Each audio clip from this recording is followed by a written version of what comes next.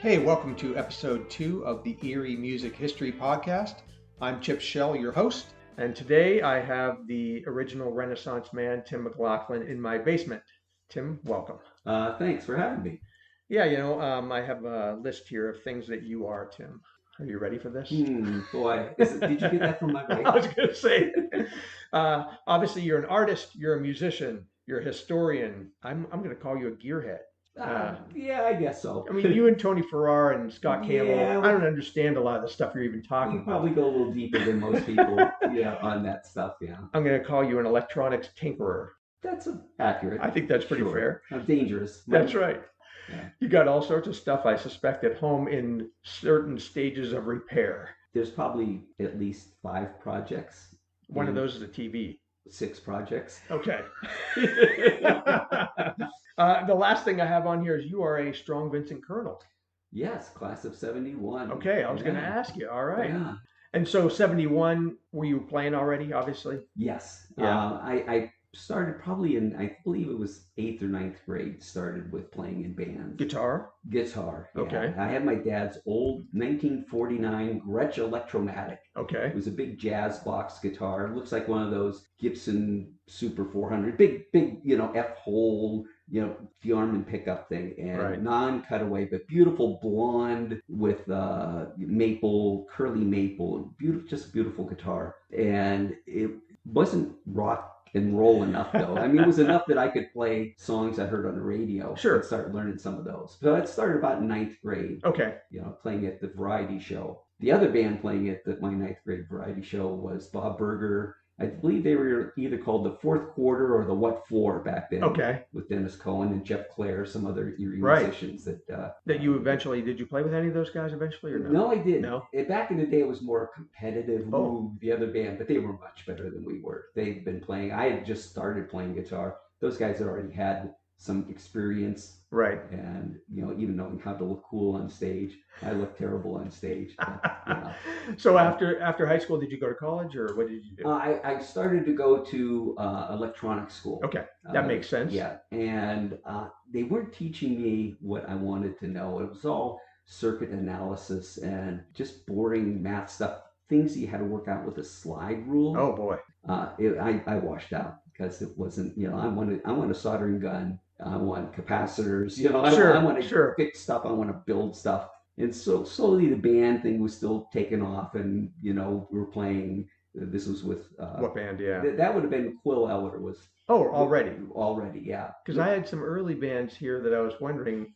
Well, the first Corridors of Time with the TY. Well, those were other people I knew. Oh, they were. Okay. They were other people. The Corridors of Time. They were The Brass Box. The Brass Box was the first band. We wanted to call it the Brass Rail, but that was a bar on 12th Street. Oh. Okay. And appalled our parents were. They go, "You can't call yourself." It's like, there were worse names you could call your band. That's right. But the Brass Rail was what you put your foot on a bar. Right. Right. Yeah. When you stood. Back in the day when you stood at the bar and drank. So the Brass Box became that was, yes. So the Brass Box had Mark Twist was in there. Okay. And had Steve Kuhn and myself and Richard Wilson on drums. And so that kind of eventually morphed into a Quill Eller later on. But then Stillwater was with Scott Campbell, Mark Twist, and Kenny Wacko. So the Brass Box was your first Mark Twist collaboration. Band, yes. All right. We were neighborhood kids. Everybody. He grew up with it. Yeah. Okay. We went to school together, and there were several bands in the neighborhood back in the day. Where is this neighborhood? It's over by 9th and Lincoln Avenue, Harding School area. Yeah. In fact, Joe Pop lives in the house where I grew up. Really? Yeah. Okay. Yeah. So it's kind of cool that he lives there. So the Brass Box is the opposite direction, not one of yours? Well, here's what happened. I got kicked out. Oh. Because I had a Vibro Champ amp, which I'd still love to have today, and I had my dad's Gretsch guitar. That wasn't cool. Oh. So okay.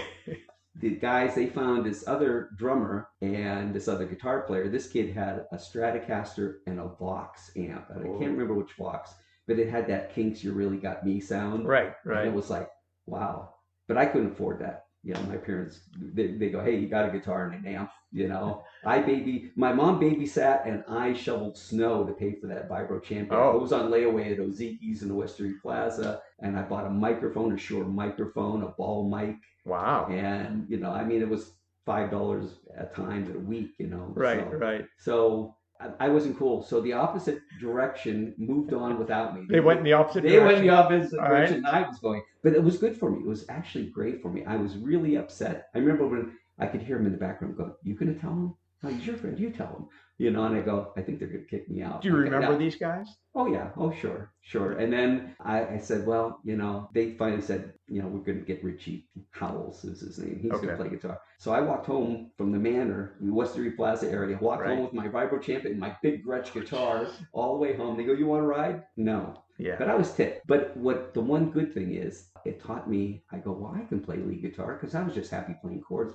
I can play this stuff. So I started taking, live Cream albums, and I had a record player, a used record player. It would go to 16 2/3 speed. Instead of 33, it was almost half. Yeah. So if I hear Eric Clapton going, I go, what the heck is that? So I put it down, and it's like, great it's idea. like some sort of triplet thing. So I would, figure it out, and that's how I learned these chords, these playing rock chords and stuff by listening. And so then I was actually getting pretty good. Yeah. Still in the bedroom. And then Stillwater at that time was a 3-piece band. It's Strong Vincent. Mark Twist, Scott Campbell, and Kenny Wacko, which is Bob Wacko's brother, if you know who Bob Wacko is. So they morphed into, they were a 3-piece band, and they're doing Grand Funk Railroad and that kind of stuff. And they were going through some changes. They got this other guy named, his name was Mama Coon on guitar. And I don't know where the guy went to. I can't remember his real first name, but Mama Coon. Mama, if you're out there, call us. He had a nice SG, could play really well, but then he left and they needed somebody. Okay. And so I was running lights for Stillwater. I was the light and sound guy. Nice. That's how I got started too. Did you? And this was a high-powered electrical box with extension cords and regular, And it would be, like UL. It weighed a ton. UL unapproved. Right, because it, they're all live switches and cords, and they're getting warm. And and with it, I originally started running their custom PA, with the tuck and roll, those padded sun. Oh, sure, right. Not sun, it was custom padded. Yep. And then they got a Shure Vocal Master, or as we call them, the Vocal Smasher. And the sound was so much better. And so I ran that and ran the lights at the same time. You could do that. And they knew you played guitar. They knew I played guitar. And at that time, then I finally got a used Telecaster, which I loved that Telecaster. I bought it from Preston Lindy, who was a local guitarist, and he needed some money. I needed a guitar. So I bought it, I think, for $120. And it sounded like Heartbreaker, that on Led Zeppelin. It had that bang. It was the best sounding Tele. It was a 1967 Tele, the blonde kind of colored one, maple neck. Sounded great. Yeah. Well, I did terrible things to that guitar. I decided the neck pickup wasn't very good. They're okay. So I put a humbucking in it, then the rear pickup. Well, let's change that too while we're at it. And then I added more different tone controls and painted it green metallic sunburst. Oh boy. Yeah. There's pictures of it here. I like the fact that earlier you kind of questioned me calling you a gearhead, and thus far you've named like 20 different instruments and a soundboard and a lighting scheme and things like that. Okay. Yeah. So I guess that's accurate. Listeners, they get the idea. So you are sound man, light man for them, and they're like, join us? Yes, because we need a guitar player, and I knew a lot of the material already. And is Scott older than you, or 1 year? Okay, I believe he's 1 year older than me. Vincent, and Vincent guy, yeah, would be class of 70, I think, possibly. So all of you were Vincent guys? Walco too? Yes. Oh no. Well, let me think. Where did Kenny? Yeah, he was probably Vincent as well. Yeah, all right. I would think. Yeah. And you're still called Stillwater at this point. Well, here's what happened. Yeah. Back in the day, a band came out with an album with your name, you just changed it. Right. And there was some band that came out with one album that's out there somewhere, Stillwater. Yep. And so Mark Twist had a good imagination, and here's the story. I've heard this story. I love it. Yeah, I was going to ask you to tell everyone. A lot of people go, I've never heard that story. Even people in the band. Yeah. And I go, yeah. He told me that Thomas Eller was an understudy for Edgar Allan Poe. Right. And he wrote with a quill pen, hence the Quill Eller. It's deep. Yeah, that's deep. Unfortunately, most bands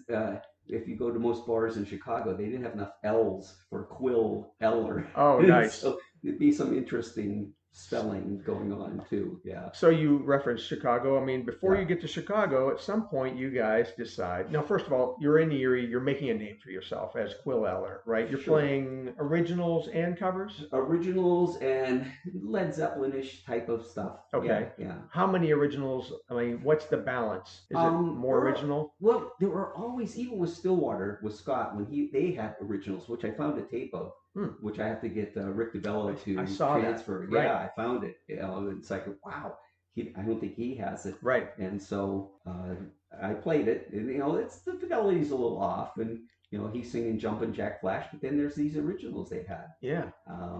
And Scott had this boss tone fuzz. It was not a fuzz pedal. It's stuck in the bottom of your guitar. Oh. And it has like a switch on it, like a light switch. So when you want to turn it on, you got to take your hand off, find that switch, you go, and it would go thump. Oh yeah. Now your guitar's buzzing. And then when you want it off, thunk, and turn the switch off. So he had one of those. Yeah, he had boss tone. Yeah. And boss tone fuzz. Was he writing the songs? Who was writing? He wrote songs. Mark Twist was very creative. This Quill Eller mind of his, he had a good imagination. So, yeah. So, and then, and I wrote some things, and eventually, I mean, we were doing Allman Brothers in memory of Elizabeth Reed type of stuff, dual leads. Big songs. Yeah. And things, I just found a tape of us at Antlers at, 4th and what was that? I know where it is. Yeah. It's not Sass. Is it Sass? It might be 4th and Sass. I think it is Sass. And, we're doing some originals. We're doing Let It Rain, songs were popular at that time. And there was this one guy who would, for the first part of Let It Rain, he'd stand by me. And then Scott did the solo at the end. And then he'd go over. He must have been a guitar player. Then he'd go over and stand by Scott Campbell for the end, because Scott did a killer solo at the end of it. Because that song's a long time. Right. With the solo. So you guys were doing all that type of stuff. You're getting notoriety, and then what? You decide to go to LA or California? Or am I jumping the gun on that? Because that's the big story. Yeah, as naive as we were, Mark found some guy's name on a poster for for Capitol Records. I remember you told me this. Found a guy's name on it. Thought, well, this guy could help us out, and we have our 1/4-inch tape done in the garage actually, and we go out there, and I had like $30 in my pocket. You're how old? Oh, wow, I would probably be early 20s. Okay, so this would be 75. Probably. Yeah, because I'm looking at some of the notes I made here. You're driving the International Loadster 1600. That was the Erie Times bulk delivery truck that you bought. Yeah, we bought it used because we were tired of renting like U-Hauls and having. Mark Twist had a Econoline, a 1968 Ford Econoline super van. Yeah, right. And we had more stuff. I mean, we had we built huge PA cabinets, JBLs, 15s, 18s, horns, and Crown power ramps. I mean, we had a lot of gear. Right. So we needed a lot of space. So 2 guitars, bass, 2 guitars, bass, and drums. Okay. Yeah. All right. Lots of PA and lights. Right. And so we go out there with this guy's name. We go into Capitol Records. You walk in the front door. It's that circular building. Right. Famous building. Famous building. We walk in, get in the elevator. It's full of Grand Funk Gold records in the elevator. Like, wow, this is pretty cool. We got our tape under, Yeah. We find the guy's name, on the directory. We go up, and he has like a desk like this, just like he doesn't even have like an official office. He's like he does promotion. He goes, who the hell? Yeah, he goes, that's not how any of this works. You just can't walk in here with your tape. You have an agent. You got to get, and I'm not even the guy. Right. Right. You go, you aren't? No, I can't help you. I do promotions and things like for Yes or whatever. I'm a promo guy. I'm not the guy. So we're rather dejected. I don't even know how we got in the building. I was going to say, back in the day, you probably could just walk in. Right. No security, nothing. Yeah, you just walked right up to the guy's desk. We walked into a couple other music stores that weren't music stores. They were custom music stores, and we're looking at stuff on the shelves. All this there's Hammond organs taken apart, and we're picking up stuff. And the guy goes, "Can I help you with something?" What's it's the stuff we're saying. This is a custom shop. This is all musicians. It's like Steve Lukather's rock stuff is here. No, this isn't for sale. we we didn't have a clue, but it was a good way to get learning. Sure. We're sleeping on the beach because we had no money, and we're at Santa Monica sleeping on the beach, and Scott Campbell's out there, and all of a sudden we see this huge light like from space coming at us. Like, what the heck? Well, they clean the beaches at night with these big rototillers. Oh, it picks up bottles and stuff, and you can see where they went around our beach blanket. It's like, holy crap, they got pretty close. So I started sleeping in the truck in our Lodestar 1600. Yeah. Well, one night the back tailgate goes, the state police, and they go, hey, what's going on here? Like, well, we're musicians, and we're trying to get something. He goes, well, get your act together and get out. Get out of here. Yeah. So we went to Redondo Beach. And Redondo Beach, that lasted about a couple of days. Okay. And we went to Griffith Park, big observatory up there, great place. Right. Our drummer, Scott Twist, is washing his hair in the drinking fountain. They have an open fountain. It's terrible. Yeah. So you're there for how long? A week? No. It was probably, I would think maybe a couple months we were out there. And this is where we see this band. We were trying to get gigs, right? So we're at Gazzari's on the Strip in Los Angeles. And there's this band. There's the two bands. I think I may have told you about this before. The one band is Shiloh. Right. And the other band, we call them the Van Heusen Shirt Band, but it's Van Halen. Oh, right. They had two bands here at night, and you'd switch on and off. And you told me that Shiloh was Glenn Fry and right, or Henley's band. It was him. And we were calling them Silo, because we thought they were kind of boring. They're just strumming tunes. And, it's like, hey, this is a bar. We should be doing some rock and roll. Right. And Van Halen, they just did covers. They were doing we're an American band, and they had to play for a dance contest. They'd get these girls that would come up, and I forget if the girls would win, but some girl was like losing her top, and Van Halen, they're laughing and howling as they're just doing covers. Yeah. Did you go to the Troubadour at all? Or no? Some of the places like the whiskey, you couldn't go unless they were more showcase. Yeah, You already had a record. Or if you're trying to get a record, you had to have an agent. You had to have we went across the street to Filthy McNasty's, which is supposed to be a famous place. We had to try out on this other band's gear. I'm using a Marshall stack, and our drummer has big Ludwigs. Well, we can't sit in this cocktail band, and they're only paying bands $75 a night. Oh, because they figure, this is, we don't know if you're any good or not. Well, there's tons I think it's like, hey, you want to play here, right? You can get notoriety, you can build up a following, whatever. This is more of a showcase for you. That's all Van Halen was playing. Oh, right. Yeah, right. Yeah. So you stick around, play a few gigs, realize this isn't, we need to go back. And then one of the guys, somebody goes, where you got to go? He goes, you guys should go like to Boston or, back east. That's where we're from. That's right. Yeah. That's where everything's happening. Aerosmith and all. He's like, that's where we're from. So we go back home. But the Lodestar truck works. Everything doesn't break down. No. All right. And Scott Twist, our drummer, he's a mechanical genius. Gotcha. I mean, he rebuilt that engine a couple different times. Once in Chicago when it's like 10 degrees outside. He's out there coming back in because his lips are frozen, gets warmed up, go back out, take the engine apart. So. Did you go to Chicago from LA? No, we came back to Erie and did a bunch of miscellaneous gigs, like everybody else. But Erie was slowly turning disco. Okay. And there was only a couple of places to play, like the Artists and Entertainers Club, and a couple of places that most of the other places were show band, jumpsuit disco. What were some of the places? What's the Artists and Entertainers? The A&E Club. Boy, I'm trying to think. There's probably people here that would know exactly where that is. But there were a few places. I think maybe MJ's, which is up on 26th Street, antique shop now. Right. And the winery, I think it was called. The winery, right. Yeah. Yeah, you know what? I actually wrote down some of those because I saw them in your newspaper clippings. Pappy's Place. Oh, Pappy's, yeah. Right. Yeah. That was Route 8 and 89. The Old Monty Cafe. A lot of these gigs you think you'd remember. And some of those buildings still exist. I looked that building up. It's at 716 West 16th Street. And that's like a little Italy. Yeah, it's all boarded up. It's like Liberty Club and all those. Right. The winery, like you said. Earthworks. Oh, Earthworks. Yeah. Yeah, Earthworms, as we call it. The second floor. Oh, my goodness. Is that Paca now?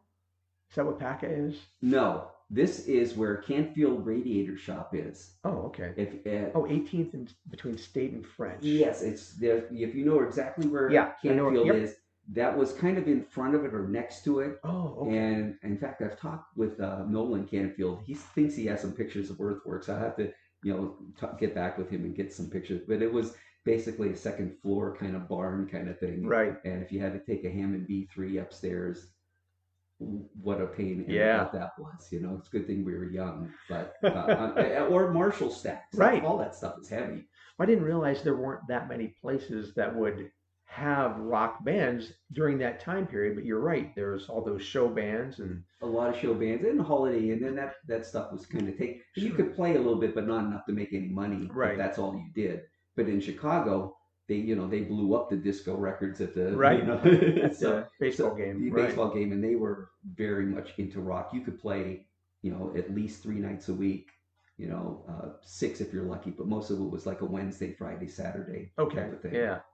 So you guys went there, the whole band? Well, kind of in between there. What happened is there may have been a girl involved, and we let Scott Campbell go. And that was a mistake. He'll be on the podcast. So great. Yeah. I'll get the other side of the story. We should get both of us together on that one. That's right. But that was a mistake. We went 3-piece for a while. Because we were kind of doing a Grand Funk almost kind of thing. It was Mark Twist, Scott Twist, and myself. Oh, okay. So Scott's in the band now. Okay. Did Scott go to California? Scott Twist, was in it for a while. Okay. Yeah. Since I think it was Quill Eller. I think Kenny Wacko left when it was the Stillwater still. Oh, okay. I don't think Kenny played with Quill Eller. So the Twist brothers, you and Scott went to LA. Yes. Okay. Yes. Gotcha. But then coming back to Erie, playing some other gigs, and then Scott went to Red, White, and Blueberry. Right. And did great things there. But it was a mistake. We went 3-piece. So we missed a lot of the sound. But then Mark Twist wanted to come out front. He goes, I could do a better job singing if I came out front. So we had Ken Delgado play bass. Okay. And he's out in California. He has quit playing, and he just retired from that. Sure. Yeah. So that's the band that went to Chicago. Okay. All right. And it was pretty good there. I mean, we play, decent, get return gigs. And a lot of the clubs there would also get people like Van Halen, who are now starting to emerge. They would get, a lot of the clubs got big bands and people like that. Yeah. So you are now early 20s still, 75, 76. Yeah. Anybody married? I think so. Yeah, I think so at that time. Yeah. Not you. Yeah. Oh, yeah. You were married. I was married at that time. So you're living in Chicago with your wife, or no? No. Okay. She's back in town. Some of the, Mark Twist moved to Waukegan. Scott was in Antioch, Illinois. I mean, we're kind of spread out. Yeah. Then we had a band house, which was another mistake. Huh. With Jim Moran, our sound guy. He was living in the band house. And you would just practice there? Well, practice was kind of tough to do because now everybody's spread out. Oh, right. And so we had pretty much gigs, so there wasn't a whole lot of practicing needed, because you're playing so often, you got a pretty good repertoire going on. Right. And eventually we got kind of burned out. It's kind of tough when everybody's separate, and then everybody in the house, in the band house.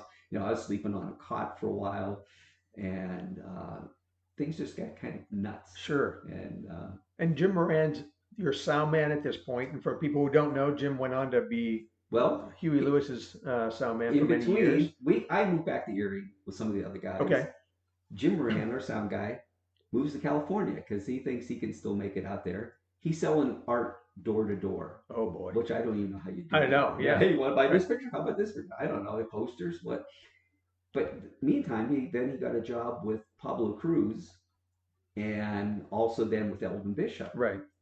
And it's like, okay, he's running sound for them. That's not too bad. But that Pablo Cruz was not quite disco, but not quite rock. They were kind of that smooth, Jimmy Buffett almost kind of thing. They were on the way out. Yep. And so he goes, Jim tells me, he goes, I got a job with this band, the best band in San Francisco. Best, and I could never remember their name. Now, Jim, they called OZ, they called him Oz, because like the Wizard of Oz. So he had a lot of nicknames. Bugsy, Huey Lewis calls him Bugsy because Bugsy Moran was a gangster, Okay, I guess. gotcha. So anyhow, so we call him Jimmy, because he was a neighborhood kid, another neighborhood kid. Oh, he was. Grew up in the manor. In fact, he was a number of years younger than us, and he shouldn't have even been in these bars. He's like 16 and he's running our sound and stuff. How did that even happen? That he was running your sound? You guys just needed someone? Well, he was a kid in the neighborhood, was interested in sound. It's Perfect. like, okay. All right. One of the first gigs we did, I think, was at Sterrett's Auction Barn, which is, I think it's out Albion Drive. He blew up all of our subs. We played outside. And he didn't know how much it could take. And he just like turned it up. Like they were all frozen. It's like, hey, the low end doesn't sound right. That's because those cones are fried. And they were JBLs. He must have been really cooking it. He must have been pretty good that you kept him on after that. Yeah, he's a good guy. Yeah, right. That's part of the, the business. That, you burn stuff up, So you're in Chicago. You're living in the band house. And the band, things are meager. And the band breaks up. Jim goes to California, gets in with this Huey, Dewey, and Louie. It's like, who the heck?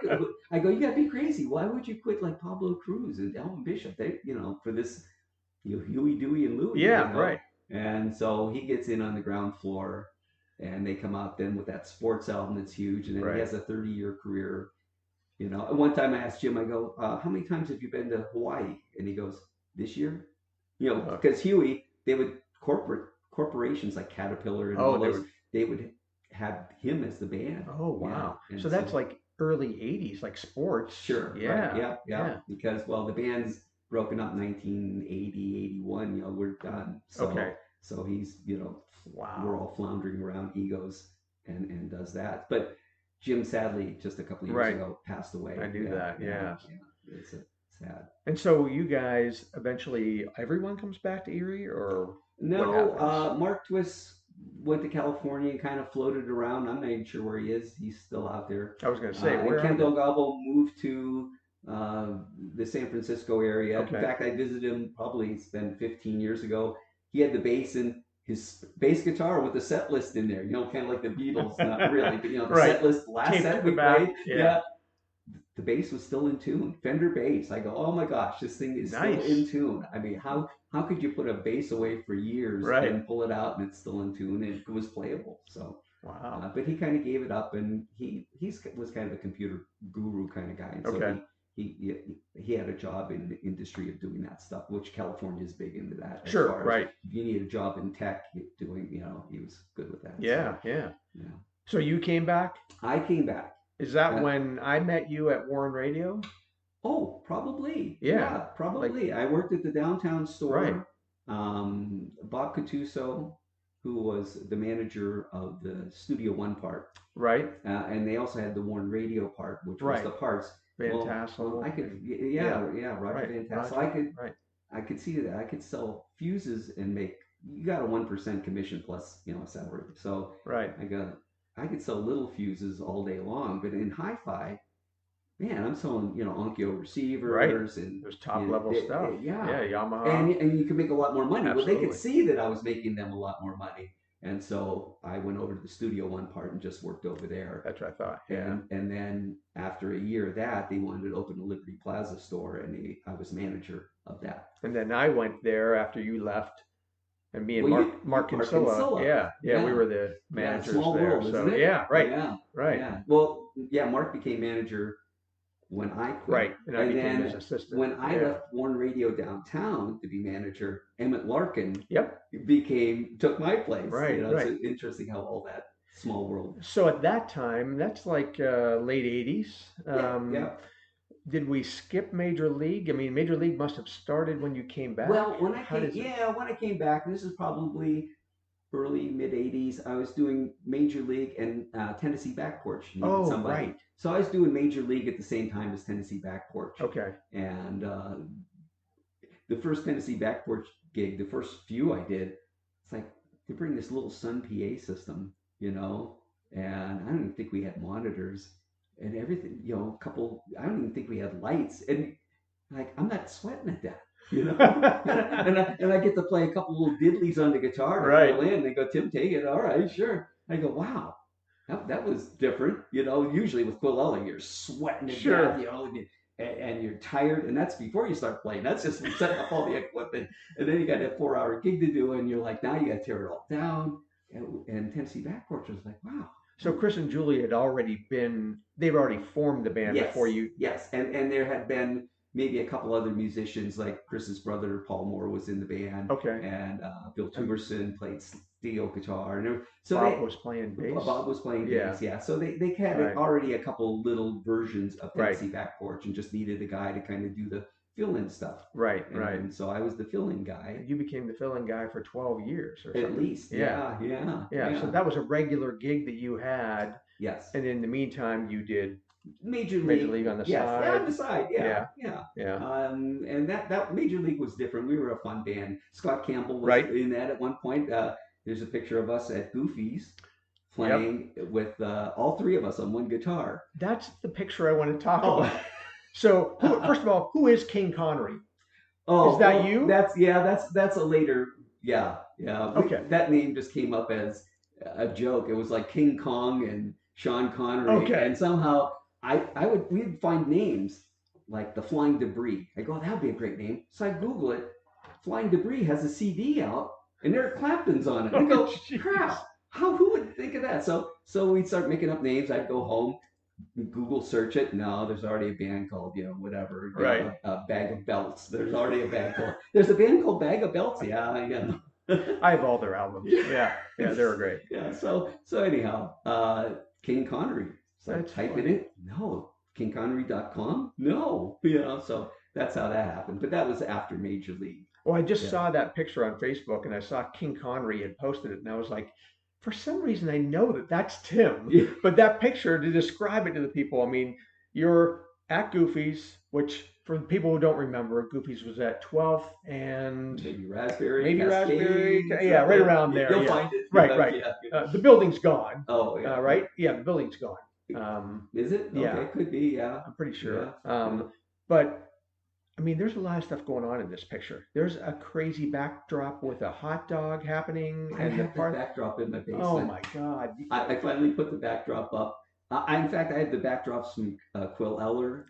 And that backdrop, it looks like the inside of Led Zeppelin's second album. Right. With the Parthenon. Yep. And because it was Major League, baseball kind of thing, I thought, well, instead of a Zeppelin, I painted a hot dog. So it's hand painted? That's hand painted, yeah. Okay. Yeah, and I started to mark it off a pencil, and I go, I'm just gonna, freehand. So just using strips of cardboard to do the pillars, kind of thing, right? Just for kind of a shield, a stencil, and kind of things like that. So, and that's a key point here is that back then you had backdrops. Oh, you had the time to put them up. Right. You'd nail them to the wall or whatever you needed to do. Right. Build scaffolding, whatever. Yeah. So I imagine since you designed the Quill Eller logo, you painted that backdrop too, probably, right? Yes. Yeah. And you still have that too.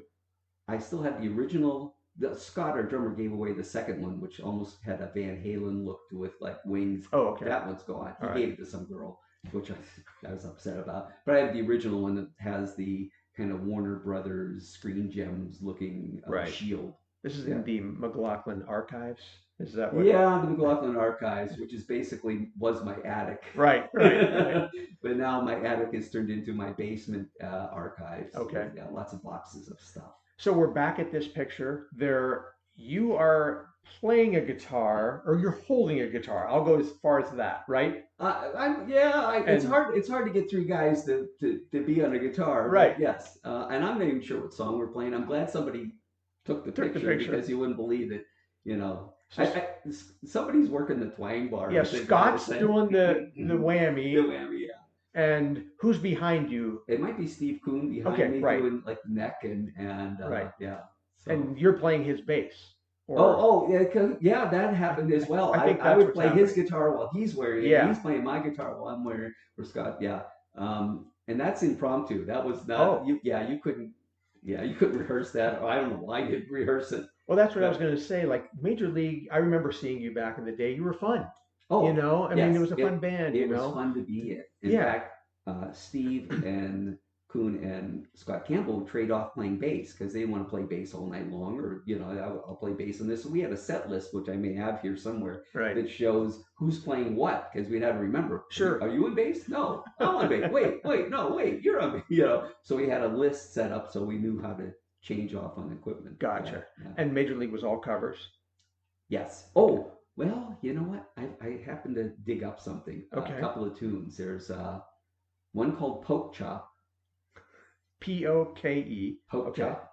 I saw in the news, this guy I think was in New Orleans. He goes, I'm the original Poke Chop. The guy down the street, that Poke Chop, he's a fake. I'm the original Poke Chop. I go, oh, we got to write a song with Poke Chop. Okay. So there's Poke Chop, and I have a version of it on cassette that I'll have to digitize. That's right. And then the other one is Downtown Cairo. Are you ready to go to Downtown Cairo? This song it sounds like it's from the Middle East and has shades of Rush in it. And you listen to it and you're like, wow. So I need to get that digitized as well. So those are I think the only two originals that we had. So Quill Eller and Major League had a few. Quill Eller obviously had a lot more originals. We had a set word. Yeah, right. And so, we could do, if we had a warm up Steppenwolf, which we did, we could do our originals because, nobody, you're not quite making it if you're doing covers as the warm up back then. Right. And so we did Head East at the Warner. Right. And that was sold out. And we had people come as far as Iowa to come see us. Did you get to meet Head East and everything? Or? No, they had a different dressing room. There's a whole story going behind because the Pulse got added to that. Okay. The show was already sold out, right? But I guess Dennis Cohen, who put on this, somehow their gig got canceled. Then he kind of got them in because he wanted to get them in with Head East, I guess, or whatever. So you were the triple. We had our set cut short. Okay. Yeah. So. Yeah. All right. Oh well, that's how it goes. But I mean, business. But we got to play at the Warner. Played at the Warner. A great thing. Right. Yeah. Were there other big events like that? I mean, obviously, we haven't even talked about the trophy that you brought here from 1976, sitting on the table. Yeah, the bowling trophy. Let's go back to that for a second. Okay, because we have I covered the major ones? Major League. I think so. Quill Eller. Yeah. Tennessee Back Porch, and then we'll get into some of the stuff you've been in recent years. But this is an awesome bowling trophy that we'll take a picture of, and I'll be sure to include in the notes for this episode. But it's not actually for bowling, but it is not. There's a musical note at the top, I guess. That's makes right. it different, and it does say 1976. 1976 on it. It says.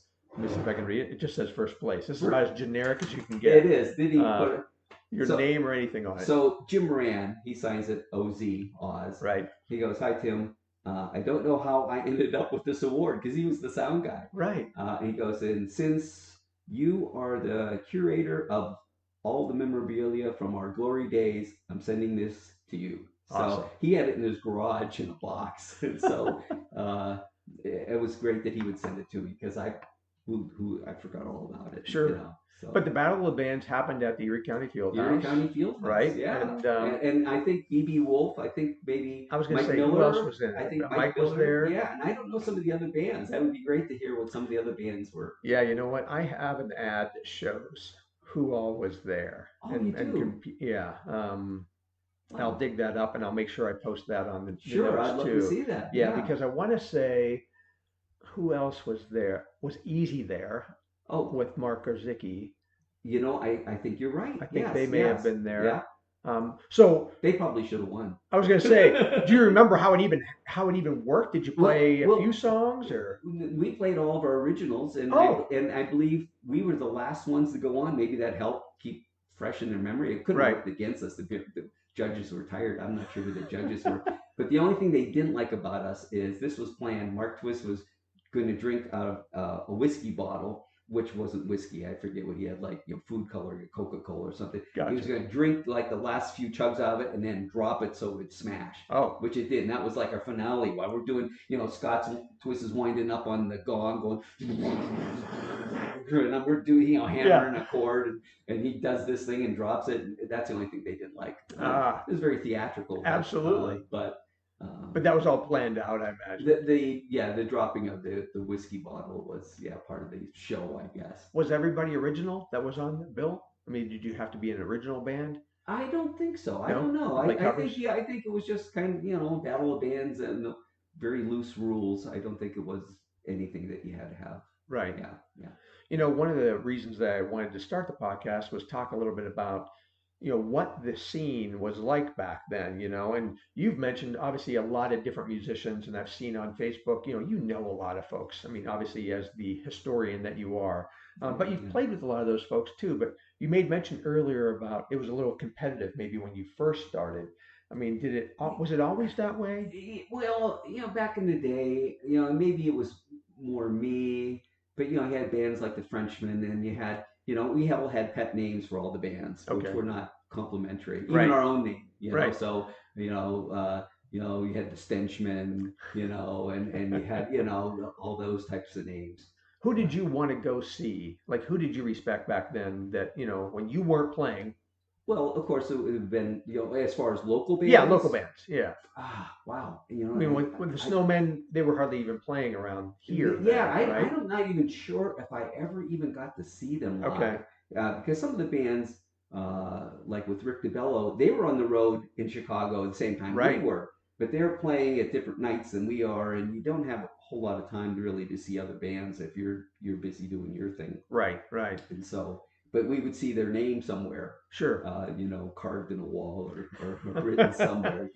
Because a lot of times punk bands too, which they were kind of doing, it was Monday nights. They would do a lot of Monday night Right. place things, and so Yeah, when Christine was on, she talked about how the Generic Beat played a lot of those Monday night yeah, music nights or and they alternative would get a nights. lot of people. Absolutely. Yeah, You know, they would draw a lot of people. and there So were a lot of places for those types of bands to play. The Ex-Whites, like right, I said, yeah. Generic Beat, those folks. I mean, You could get quite a menagerie of bands that played all. That's what I liked about the '70s and the early parts of the '80s, where you could play, even being in the band, you could play something from Crosby, Stills and Nash, and then go to a Led Zeppelin tune, and then right, do Bob Seger, and I mean, because it was just wide open. right, Yeah, right. yeah. I mean, a place like Norb's. I mean, would you Right. play a place like Norb's?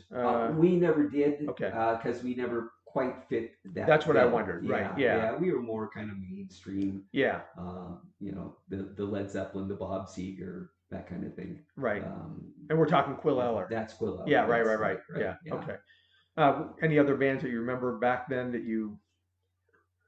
No, I think mainly because I was busy doing my own thing, and Yeah, I didn't really get to see a lot of the other bands. yeah. Well, So and maybe I was a little more jealous of other bands too. Like uh, the Pulse and things. yeah, And, sure. and anytime I mention Quill Eller, people would go, Red, White, and Blueberry. Right. What? Like, I know, I get it. Why did they say that? Because Scott was in Red, White, and Blueberry, No, just or because they remember him, and and they had a good show, and they yeah, had Burt Bukowski on the right. drums, and he'd do a phenomenal drum solo, and he had a mirror behind him that would roll over so you could see a top view of him playing Oh, the wow. drums, and and they had not only were they good, they had some of A those show. gimmick show thing. Yeah. Yeah, They were out at the same time as you? Oh, they okay. I were, thought they yeah. were kind of before you. Well, But they might. Well, no, I think there's kind of still in that okay. that era. Yeah, Right, yeah. right. And from a recording standpoint, you brought a huge bag of memorabilia here today. I suspect that there's some, like you said, there's cassettes. And did you record anything with Quill Eller? I mean, Yes. where at? Well, a couple of different places. One, Keith Pacheco Right. and it would have been John Massa. They came over with their twang stuff. They recorded us remotely in Ken Delgado's basement, which was like this. Okay. We had baffles set up and egg cartons. It sounded better than this basement. Well, we had egg flats. I need to get egg flats. That's what I need. Yeah. The problem is we did the entire room with it. It sucked the life out of it. You'd go in there and it was almost one of those things like it makes you nervous because there's no reverb. Yeah, There's right. no, like one of those things where they say you can hear your heart pumping. Yeah. That's how quiet it was. So we had to take some of them off just to make the room a little bit livelier again. Right, right. And so he brought over, and I have that tape. I was able to get that tape because all those tapes are in Durf Hopsager's basement. All the twang tapes from all the bands, there's thousands of tapes, are all down there. Why does Durf have them? Because John Mazza, Keith Pacheco passed away. Right. And John, I think it was tough for him to deal with all this stuff. There's all the recorders, and what do you do with all this archive? Yeah, this that's what history? it is. It's history. And so before COVID, Durf and I were cataloging it and getting the tapes back to people. Okay. We weren't playing them for anybody because some of these are like 1/2 inch tapes and 1/4 inch and whatnot, and 4-track and 8-track. Yeah. So we wanted to get them back. John said, get them back to the people that want them. Yeah. Yeah. And we started that, and we kind of now have left off on that. Okay. But there's everybody. If you want to see bands from Ivory Chase to Satin Steel, they're all down there. Interesting. Because Keith and John recorded all those people. Who was Mars Hill Records?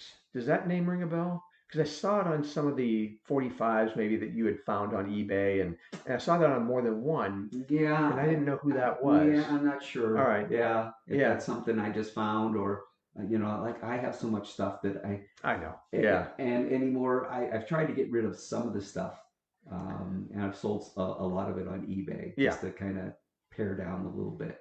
Yeah, when I mentioned the McLaughlin archives, I mean, that is a real thing. Like, you have a lot of stuff that you have. And I have lots of Erie memorabilia, history stuff, lots of stuff from the Brig Niagara, Erie Maritime Museum I worked for. Right. And so, yeah, I have a lot of that stuff. Yeah, shift to that part of your life, because we did say at the beginning, you are a bit of a Renaissance man, and, the art, you just showed me a picture of Santa Monica Beach that you drew because you didn't have a pen. Yeah, with ballpoint pen. It looks more beautiful than anything I could ever draw. I obviously have, some of your artwork upstairs in our Erie room, and I'm sure a lot of people around town do.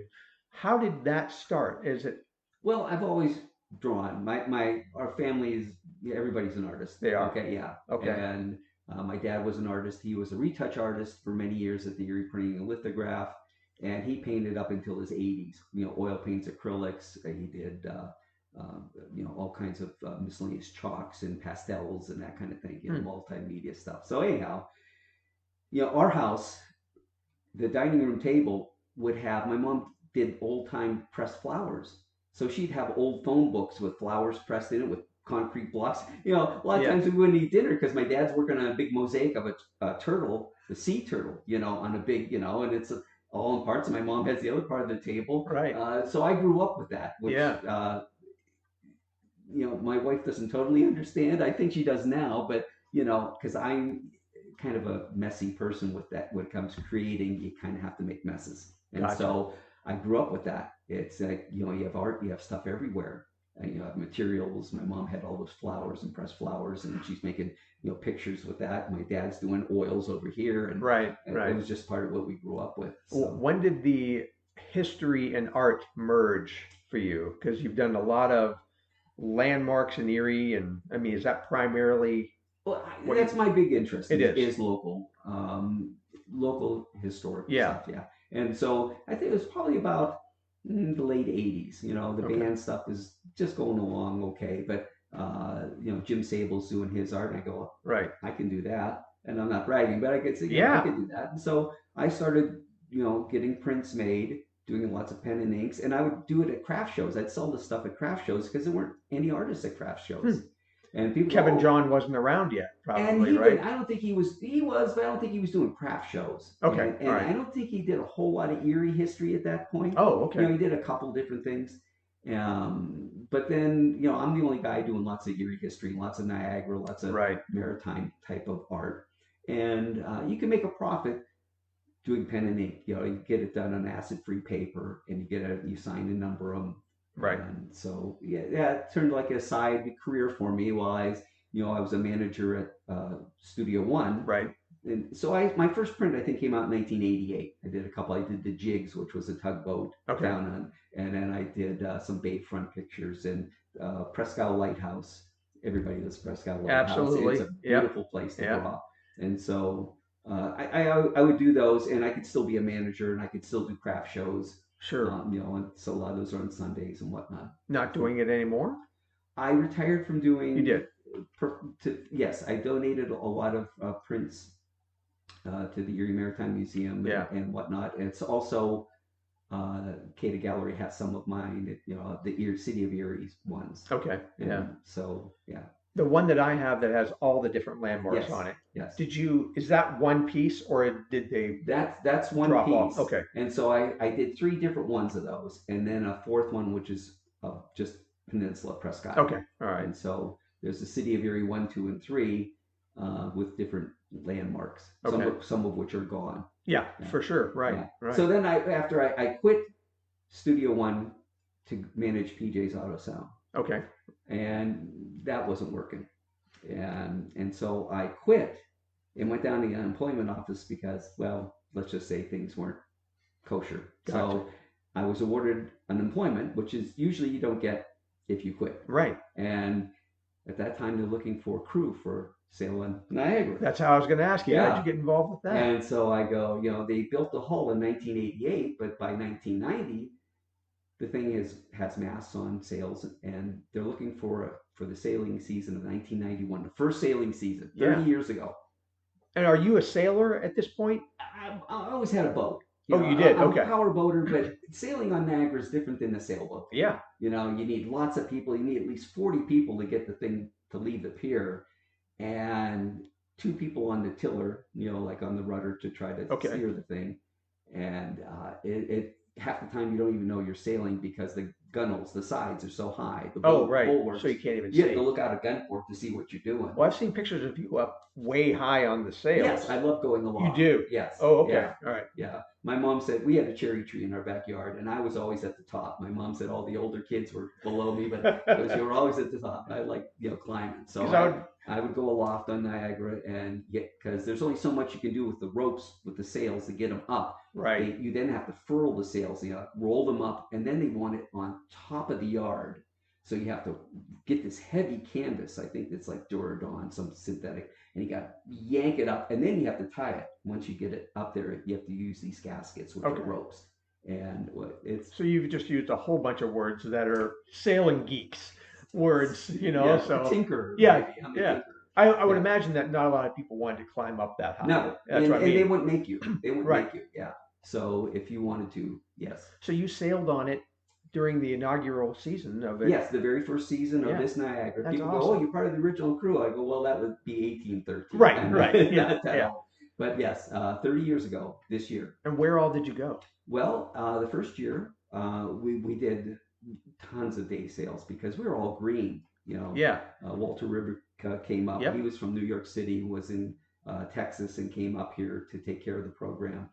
They tried to teach us how to sail this thing, and he did a great job. And we sailed all over the Erie Bay Lake, but then we had to go to Put in Bay. Yeah. And the first time it had been there in 75 years, so I sailed to Put in Bay, and they treated us like gold there. They loved us there because it's at the end of the season, and places are selling out of film. This is film days. Right. Yeah. 1991, they're selling out of film. They're selling out of clothing. They loved it because it's the end of the season. They didn't want to hold this stuff over. Right. So they treated us like gold. We had a parade. I'm in a parade. What do I just sit on the back of a car and just wave at people. I don't know. Did you bring a guitar with you on the boat? No.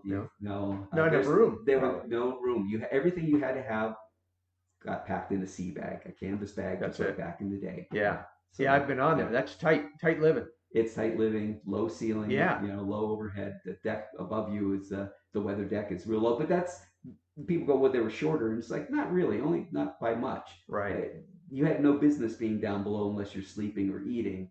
The rest of the time, they needed the deck low because of the center of gravity. If you put a lot of cannons up high, the ship gets real tender and could roll over. Right. So they want that as low as possible. Then the ship had to be shallow draft because of all the sandbars. So that squeezes what part? The part where you're living. Right. Yeah. So you do that. You're still playing in bands. It's a paid gig. Well, no. This is I'm it's all volunteer. Okay. Well, I'm getting unemployment. Volunteering. And then I was actually able to work at Studio One again on a part-time basis. Okay. And they had gone through changes. The original owners are out there. It was with when it was up on Peach Street. Yes. Yeah. So things had changed. But I worked there part-time. Still playing with Tennessee Back Porch. Right. And Major League, and still selling my art, kind of doing a little bit of everything. Renaissance man. Yeah. Got it. Right. Yeah. Right. How about all that tinkering that you do? I mean, I say that in jest, but I mean, I've seen some of the things that you have. I mean, you have a guitar that is ZZ Top worthy of spinning around. I mean, that's not something you go to World of Music and buy. I mean, you No, had to have made that. I mean, you have to engineer it because all it is really a lazy Susan from Farrier's Hardware. Okay. However, you have to get the perfect XY coordinates because if you put it in the wrong spot, the neck is going to do a neck dive. You'll hold the neck up. Well, if you put it the other way, the neck's going to be in front of your face. Right, right. So you have to, then it also has to be in the guitar. You have to carve the back of the guitar out because if you just bolt it to the back, the guitar wants to lay forward. Oh, okay. And so you have to hold it against your body. Well, if you carve out the back and inset that lazy Susan, then, but I found I have a pinched nerve probably from playing a heavy Les Paul guitar for years. And if I play a guitar, it pinches. Well, my strap goes over the other shoulder and your weight is more centered. It goes right down if it goes down the center of your body. So how many guitars do you have? I don't have that many. What's that? Should I call your wife and ask her? Ask her if that many? She has no idea. Yeah. Thank heavens. No, honestly, there's only about a dozen, and most of them are ones I've assembled or built, and they're not really worth a lot of money to other people. Okay. You know, because there's certain things that I want to see, that I want to have on a guitar. So they're unique to me. There's some couple cigar box guitars. There's a couple slide guitars I built out of spare parts. My favorite guitar, my best guitar, probably worth the most money would be I have an 1860s CF Bruno parlor guitar, maybe 1870. Wow. CF Bruno was in business with another guy called CF Martin in 1842-ish. So the original Martin guitars. This guitar looks like a Martin guitar. Oh, okay. Yeah. It's Brazilian back and sides. Wow. You know, it has rosewood neck. It has mahogany.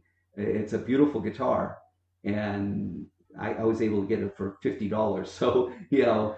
Yeah. But that's not what you're playing when you're playing with your bands now. Shoreline, no. You're in Shoreline, the Fabulous Leftovers, as I said, greatest band name ever. What was the name of the band that I used to see you at Bobby's place with Durf and Marty O'Connor? Well, it was kind of a Marty O'Connor and Friends, but he liked calling it the Unprofessionals. That's right, the Unprofessionals. I loved that name too. That's because we never practiced. Right. And he would never tell us. And Marty would just yell out songs. He wouldn't even do that. He would just start them.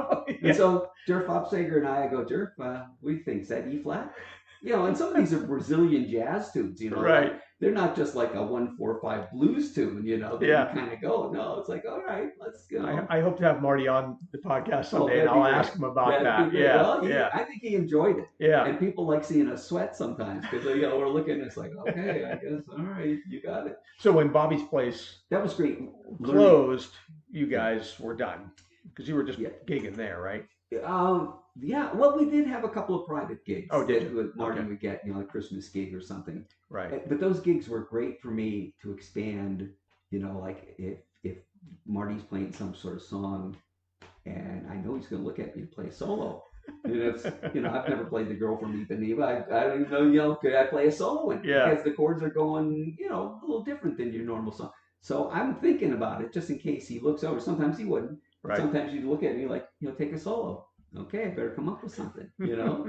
But that was good training. Yeah, that was very good ear training because you have to really listen and then remember the verses because there's going to be a solo over those, right, know, or over the chorus or something. So yeah, good training. So you played in Guru after that, yes, for a little while. Yes, you had another band at the same time, didn't you?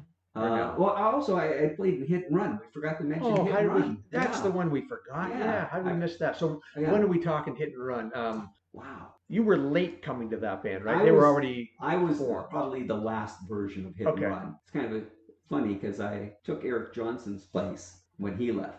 And then when Eric Johnson left the Blues Beaters, I took Eric Johnson's place. So I talked with Eric. I go, Eric, what band you playing in? Because the next one, if you quit, I'm going to be in there probably. Because then it morphed into Rio Grande, right? Yes. Short-lived. Yeah, short-lived. Yeah. The Rio Grande Bande. Okay, all right. We played kind of like Texas rock, you know. It would have been Stevie Ray Vaughan, Smith Witz. Yeah.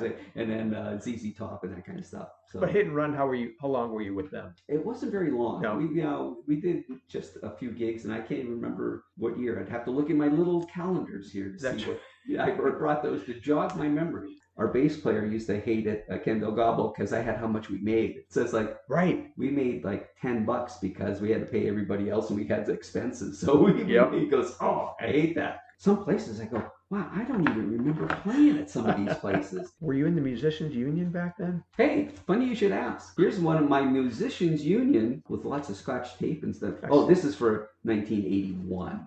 We had to join the union because the play at Antlers, this is back in the Quill Eller days. Somehow it was a union club. Well, it wasn't so much. There were other union bands, and the union came to the owners of there and say, hey, if you have Quill Eller, they're not in the union. You can't have any of these other union bands play there. Either they have to join or we're pulling all the bands out. So we go, well, we should be professional. We should join the union. So we joined the union, and we made more money than any of the fees that that in here. If you ever look, it's you get $30 a guy for a Class A job. The rates are pretty low. So that's how it worked. You had to pay a percentage of each gig. You would pay a working dues, they call it, plus your regular dues, initiation fee. I mean, this is foreign to a lot of younger musicians, I'm sure. I was coming in at the near end. Is it really? They're still around because they're Philharmonic and that's union. But I mean, for rock bands and just it's probably not. And I think if you wanted to play at Rainbow Gardens, which Quill Eller did a bunch, you had to be a union band. All right. And I think at the Field House as well. Sure. Right. In fact, we got erased from the union for playing at this Battle of the Bands. Oh. Because they told us because it's a union place, but you're playing with non-union bands, you can't do that. You cannot play with these non-union bands because they weren't in the union. So we go like, oh, screw that. I asked the guy for an extension cord there. He goes, you have to get an electrician. He couldn't get you up. Gotcha. Because that's how union it was. Except they had non-union bands there. We played there, and they erased us. Wow. So is that what they call it? They erased you? You are erased. Wow, that's from rough. The union. Yeah, we just didn't boot you out. You have been erased. Yeah. All right. So we wanted to get back in because we still have more gigs at the Rainbow Gardens. Oh, Rainbow Gardens. Was Antlers that big of a deal to play back then? No, it was a steady place. It was a steady gig. It was. Oh, and they paid probably as much as I get paid now to do a gig. Sure. Things haven't moved along that much. They haven't. Yeah. So we go to Musicians Union. They have a hearing for us to go up.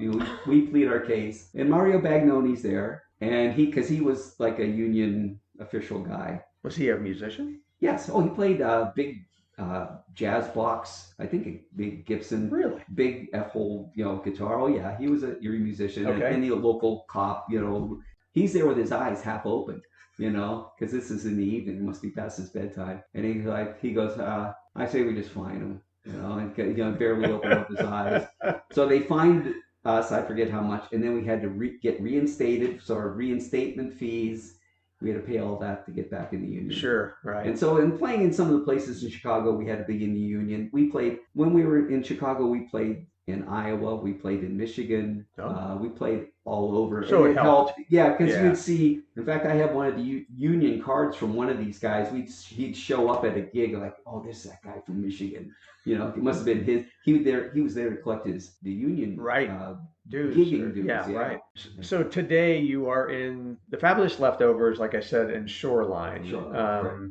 Tell me about each band. Okay. Well, the Fabulous Leftovers. Once again, I Google searched Leftovers. There are several bands called the Leftovers, but not the Fabulous Leftovers. All right. There you go. So there's it. Made it a little more hilarious. But that's basically the Marty Unprofessionals without Marty. Durf's in the band? Durf Hopsager, Chuck Leone, Rick Cass, and John Carroll. John Carroll used to play in Macmillan in Life years ago, and very talented musicians, got perfect pitch, great keyboard guy. So we have 2 keyboards, drums, bass, and me. That's quite a group of guys from your era that have all been in great bands. And we played in bands separately. Yeah, I was going to say, did any of you, I mean, you and Durf probably played together. We played off and on in different bands. Durf was in Tennessee Back Porch for a little bit. Oh, was he? Off Okay. and on, and then he played with my wife and I had the McLaughlin party band for a short time. Nice. And so he played, so we all had little things here or there. Right, so we have a right. history going back. Okay, so that type of what type of music are you doing in the Fabulous Leftovers? Probably something that you wouldn't get many gigs for. Oh yeah. It's like a lot of Steely Dan stuff from Asia, Pretzel Logic. Wow. I want to be in this band. It's a lot of fun, and it's stuff that keeps you on your toes. Yeah. And occasionally we'll do like a Into the Mystic by Van Morrison, just to kind of give ourselves a mental break. Just kind of float along. Right. So yeah, it's. Are you playing anywhere? We've had a couple of private things. Okay. But and maybe COVID kind of came in, and so we that canceled a lot of things. We'd be kind of one of those Room 33 type of bands. That would go over, that kind of thing. So if Rebecca's listening, she needs to hire you guys. Right. Yeah. Okay. Great. Yeah. All right. And then Shoreline, you're in with some ex-Jackson Station folks. Yes. So you got Mike Kuhn and Mike Ketzor on saxophone, Killer on saxophone. Saxation, Mike. Yeah. Right. And, awesome dude. Ben Gibson on drums and Tom Lane on guitar. Oh, Tom Lane. Okay. Yeah. Great. Yeah. And that's a fun band. Absolutely. Lots of classic stuff that old people rock, but all solid. And then when you throw that saxophone on top, it's golden. It just has that. He knows how to work. He does. Yeah. He knows how to play. So where else have you played?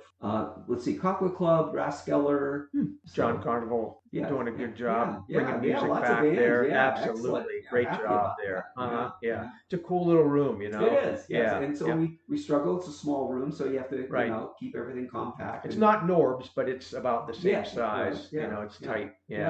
Yeah. All right. We did Dan Rice days as well. Oh, that okay. was fun. Outdoor. I love Dan Rice days. The people out there, you play a guitar solo, they applaud after it. They're just like, wow. Oh, I told a story about Dan Rice. I got applause for it. Right. Well, good. All right. So I'll put a link to whatever you have for both those bands. Okay. It's Facebook page. Facebook at the end of this podcast, and we'll wrap it up there because I want to dig into this bag of goodies that you brought. And that may take a while. What are you doing this evening? So I'm just going to say thanks for being on this episode, Tim McLaughlin, and for those of you out there listening. Thanks for listening. Make sure that you do subscribe on any of the apps that we have that you get a podcast on. Like I said, I'll put a bunch of things at the end of the podcast, links to everything. I'll find a picture of that Battle of the Bands ad that we find out who else was on that. But, maybe all three of us playing one guitar. That would be a cool picture. Yeah, there's a lot of them, so. Okay. But thanks again, Tim. Thanks for having me. All right. Well, I want to say thanks to everyone who has been listening and downloading the podcast. The initial response has been great, and I really appreciate all the support. I also want to remind you that if you're looking for info on the current music scene in Erie, like who's playing where and when, you should check out Jack Stevenson's Two-Man Happy Hour podcast, which you can download like any other podcast, or you can view the weekly PDF he creates on his website, twomanhappyhour.com.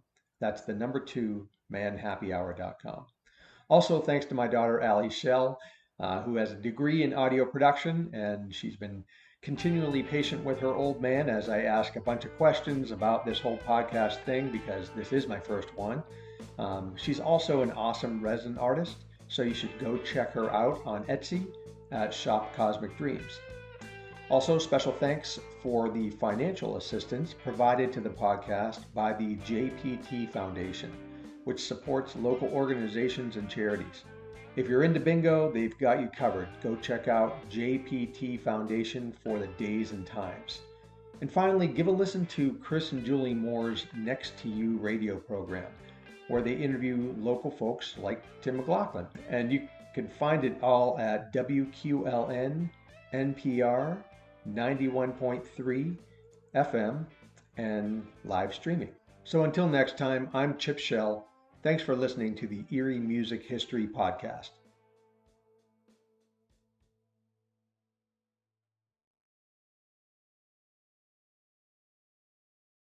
Hey, if you're still there, here's my random free plug for a local business that I like. Check out Oregon Antiques on Westlake Road.